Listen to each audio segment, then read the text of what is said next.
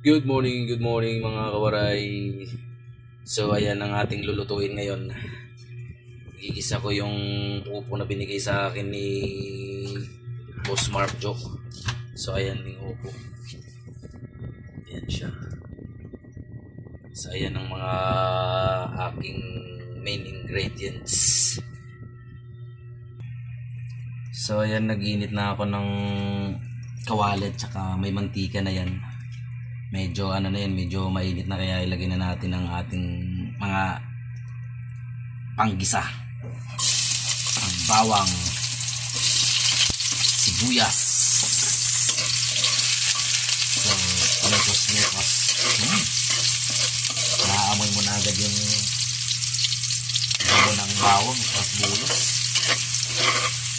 Tsaka masakit sa mata. Masakit sa mata ang sibuyas. Nasasaktan yung cameraman ko. Masakit daw yung mata niya sa ano ng sibuyas. So ayan, bisa lang natin ang konti. Palabasin lang ng natin ng aroma ng ano, yung aroma ng bawang at sibuyas. Ayan, mikos konti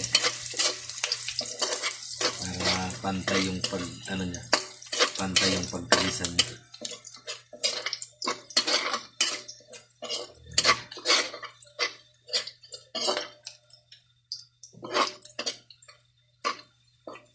Okay, tapos ilagay na natin ang giniling. Ayun. Giniling na baboy.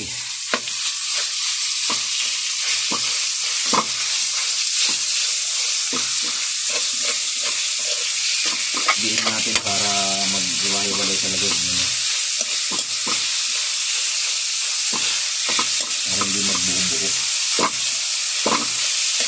para matutumba yung kanin ko. Ayun. Ano lang din natin, gisa lang din natin para pantay yung ano niya, para pantay yung luto niya.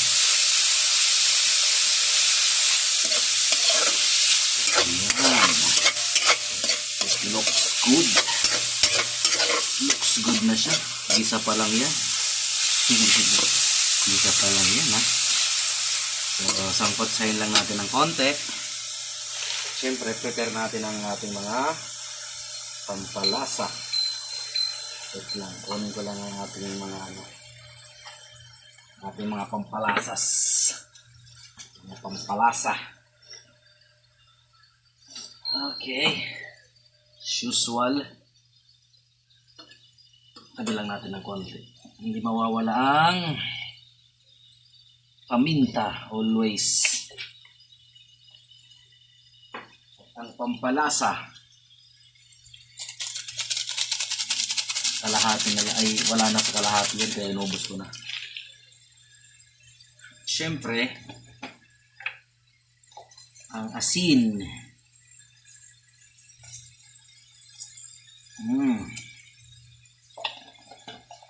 Lagyan natin ng konting toyo para may kulay.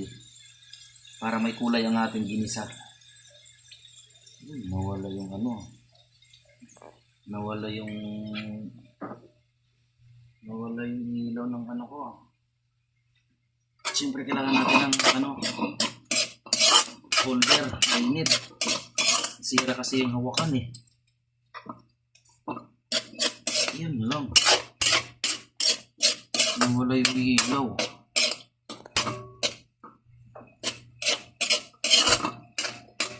So, sangkotsahin lang natin ng konti rin. Mga ilang minutes lang. Para maluto talaga yung ano. Maluto talaga yung karne. Para pantay yung ano ng karne. Para pantay din yung pagkaluto ng karne. So, mikos ulit. Ayan. Ayan, ano na siya.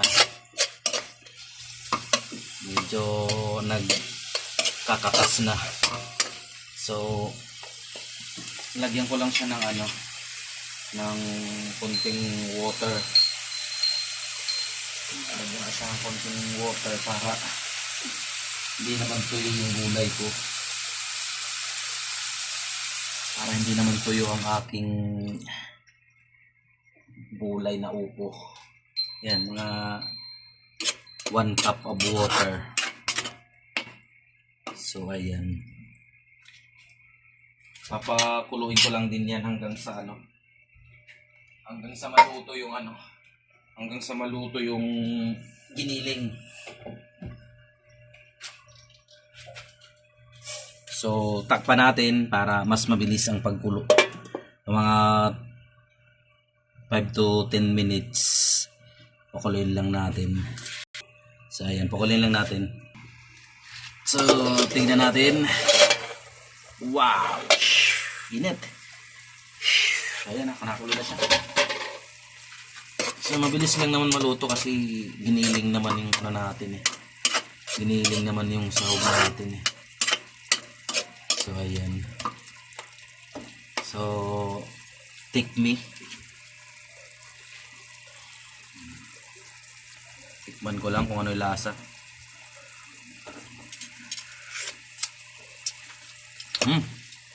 So, all goods na rin. Pero, dagdagan ko lang ng ano. Dagdagan ko lang ng konting alat. Kasi, andito pa yung ano eh. Para siguradong ano. Siguradong tatama yung alat niya. Pag inilagay ko na yung bida. So, ayan. Ang bida natin, talong. Ay, talong? Opo pala, sorry. Talong tuloy. So, binabad ko na yan para ano talaga yung mga nakaano na kung ano man yung nakadikit sa kanya. So, ayan. Nilagyan ko siya ng ano, ng carrots para may konting kulay naman. Para buhay ang kanyang kulay.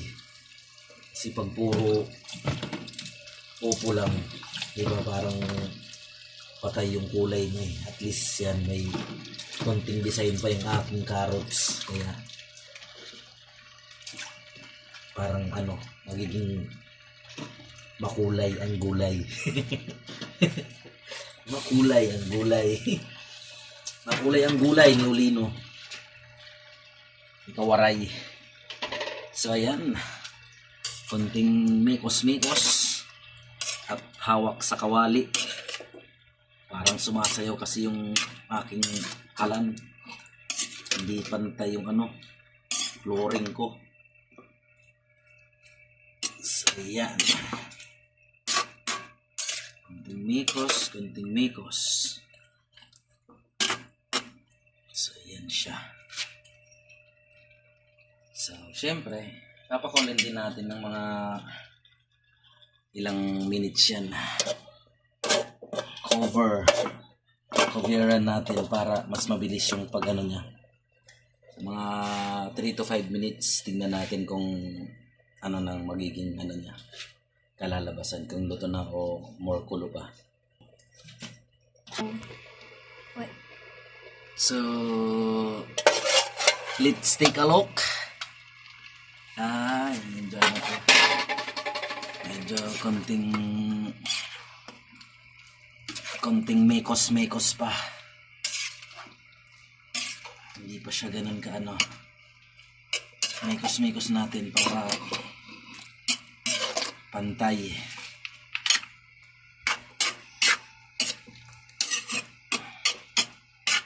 Hindi ba? Kahit pa paano may konting kulay yung ano.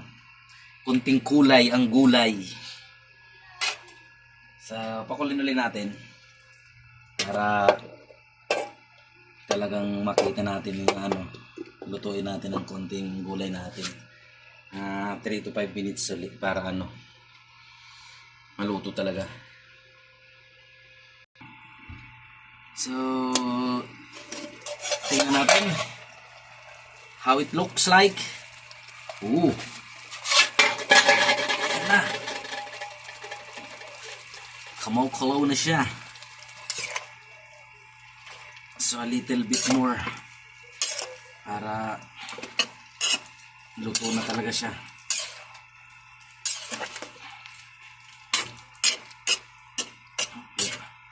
Ang talsik. So ano pa naman, mura pa naman yung yung talong, kaya mabilis lang maluto. Ay, talong? Bakit talong ako ng talong? Upo pala. So titikman ko lang ulit kung ano yung lasa.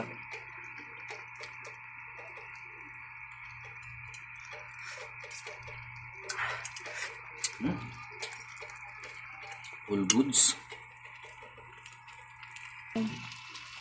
So mga isang kulo pa. Ano na to?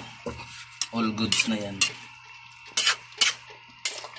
Mahirap naman pag overcook yung gulay. Medyo pa yung iba eh. So ayan. Pakuloy lang natin ng mga ilang saglit. Takpan ko lang para mas mabilis yung pagkulo. So okay. So ayan na siya. Woo! Looks looks yummy. So okay na. All goods na yan, all goods. All goods na po yan. Finishing na tayo. So mikos lang para masaya ang buhay. So ayan. So all goods na naman yung lasa. So ayan po. So ayan po ang ating menu for the day. So thank you po sa mga nag-sponsor, sa lahat-lahat. Thank you so much. Thank you for watching. Please like and subscribe po my channel. Thank you so much. Bye-bye.